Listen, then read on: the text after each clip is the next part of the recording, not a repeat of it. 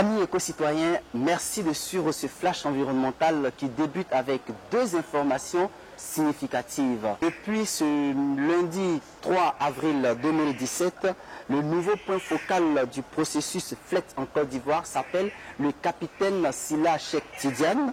Il était membre du secrétariat technique de l'APV FLET.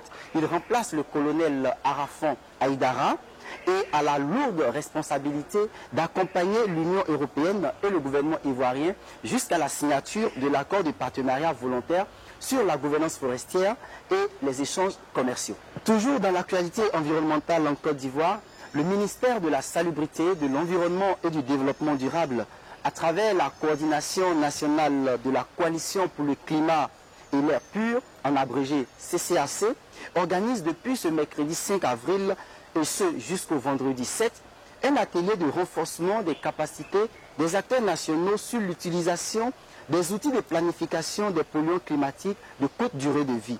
Certains participants à cet atelier nous livrent ici les raisons qui ont motivé leur présence et surtout les bénéfices qu'ils ont tirés déjà de cette première journée.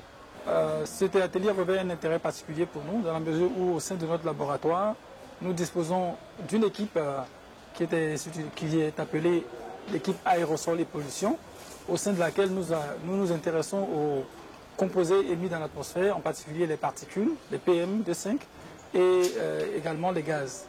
Et donc dans le cadre de nos travaux, nous sommes amenés à produire des cas de distribution spatiale des polluants dans la ville d'Abidjan par exemple.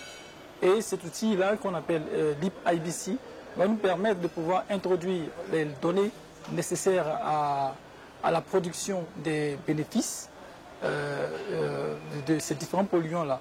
En effet, lorsque nous introduisons les données à l'intérieur de ce logiciel, il va nous permettre de voir quel pourrait être le gain sur la santé, sur les nombres de décès, à partir des scénarios que nous pourrions établir. L'intérêt de participer, comme j'ai dit, je suis assistant technique sur le projet GIE. C'est une plateforme de collecte, de diffusion et de partage de données au niveau environnemental. Donc toutes les initiatives qui concernent le partage, la diffusion de données environnementales, nous sommes partie prenante à ce niveau-là. Donc le fait de participer à cette initiative ce matin-là, c'est un plus pour nous. Alors c'est fini pour aujourd'hui, retrouvons-nous très prochainement, mais d'ici là, ensemble, luttons tous contre les sachets plastiques.